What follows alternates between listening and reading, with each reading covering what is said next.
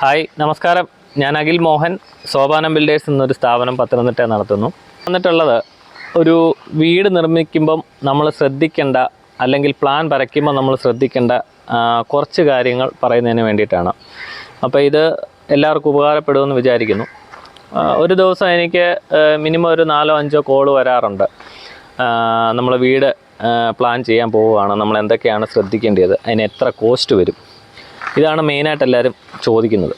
ഈ കോസ്റ്റ് എന്ന് പറയുന്നത് നമ്മൾ ആ വീട്ടിൽ എന്തൊക്കെ ഫീച്ചേഴ്സ് വന്നിട്ടുണ്ട് എന്നുള്ളതിനെ അടിസ്ഥാനമാക്കിയായിരിക്കും. അപ്പം എൻ്റെ ഒരു നിരീക്ഷണത്തിൽ നമ്മൾ ഒരു വീട് പ്ലാൻ ചെയ്യുമ്പോൾ ശ്രദ്ധിക്കേണ്ട മെയിൻ കാര്യങ്ങൾ, നമ്മുടെ ബഡ്ജറ്റിൽ ഒതുങ്ങുന്ന ഒരു വീടായിരിക്കണം. അതുപോലെ തന്നെ ട്രഡീഷണൽ ആണോ കണ്ടംപററി ഡിസൈൻ ആണോ നമ്മൾ പ്ലാൻ ചെയ്യുന്നത്, നമുക്ക് എത്ര ബെഡ്റൂം വേണം, അതിൽ അറ്റാച്ച്ഡ് ബാത്റൂം എത്ര വേണം, മറ്റുള്ള സൗകര്യങ്ങൾ എന്തൊക്കെയാണ്, ഇതെല്ലാം നമ്മുടെ മനസ്സിൽ എപ്പോഴും ഒന്ന് ഓടിയെത്തണം. എന്നിട്ട് വേണം നമ്മൾ പ്ലാൻ ചെയ്യാനായിട്ട് പോകാൻ. അല്ലാതെ വേറൊരു വീട് കണ്ടിട്ട് ആ വീട് പോലെ തന്നെ ചെയ്യണം എന്നൊരിക്കലും നമ്മൾ പ്ലാൻ ചെയ്യരുത്.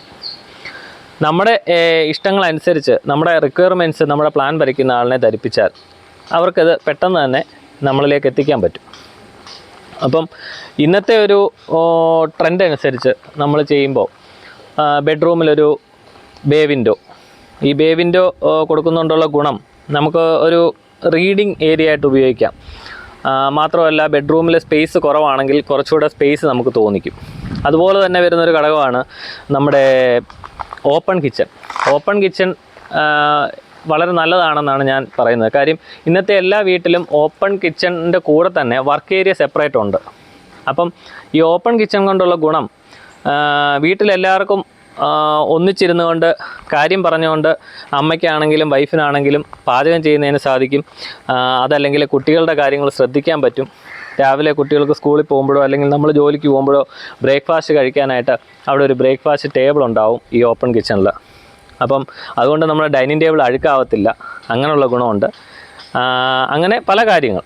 അതുപോലെ തന്നെ ശ്രദ്ധിക്കേണ്ട ഒരു കാര്യമാണ് നമ്മുടെ കോർട്ട്യാർഡ്. ഒരു ചെറിയ കോർട്ട്യാർഡെങ്കിലും എല്ലാ വീട്ടിലും ഉണ്ടാവണമെന്നാണ് എൻ്റെ ഒരു അഭിപ്രായം.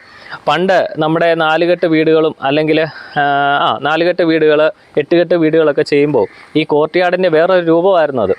അതിനെ നമ്മളിപ്പം കൊണ്ടുവന്നപ്പോൾ അത് വളരെ ചെറുതായി എന്നുള്ളതേ ഉള്ളൂ.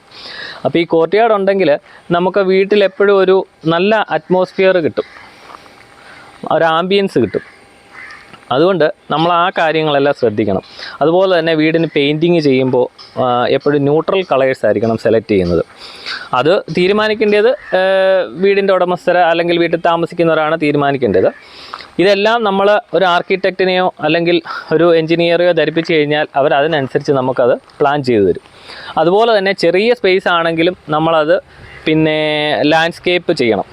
ഒരു ചെറിയ വീടിൻ്റെ മുറ്റമാണെങ്കിലും നമ്മൾ ലാൻഡ്സ്കേപ്പ് ചെയ്യണം. അപ്പോൾ ഈ ലാൻഡ്സ്കേപ്പ് എന്ന് പറഞ്ഞാൽ വലിയ പൈസ മുടക്കി ചെയ്യണമെന്നില്ല. നമുക്ക് ആവശ്യമുള്ള ഏരിയ നമ്മൾ കെട്ടിത്തിരിച്ച് അവിടെ അത്യാവശ്യം വേണ്ട ചെടികളും നട്ട് ഇൻ്റർലോക്ക് അല്ലെങ്കിൽ ചിപ്സ് എങ്കിൽ ചിപ്സാണ് ഏറ്റവും ചിലവ് കുറവ്, അല്ലെങ്കിൽ നാച്ചുറൽ സ്റ്റോൺ, ഇന്ന് പല പല കാര്യങ്ങളുണ്ട്. അപ്പം എത്ര ചെറിയ വീടാണെങ്കിലും നമ്മൾ ഈ വക കാര്യങ്ങളെല്ലാം ശ്രദ്ധിച്ച് വളരെ നമ്മുടെ ബഡ്ജറ്റിൽ ഒതുക്കി നമ്മൾ ചെയ്യുകയാണെങ്കിൽ ആ വീടിന് നല്ല ഭംഗിയുണ്ടാവും, നല്ലൊരു ആംബിയൻസ് ഉണ്ടാവും. അപ്പം ഇത്രയും കാര്യങ്ങൾ നമ്മളൊന്ന് ശ്രദ്ധിച്ചാൽ നമുക്ക് ഈ പറഞ്ഞ എല്ലാ സൗകര്യങ്ങളും നമ്മുടെ വീട്ടിലേക്ക് കൊണ്ടുവരാനും സാധിക്കും. അപ്പം എല്ലാവർക്കും ഇത് ഉപകാരപ്പെടുമെന്ന് വിശ്വസിക്കുന്നു. Thank you.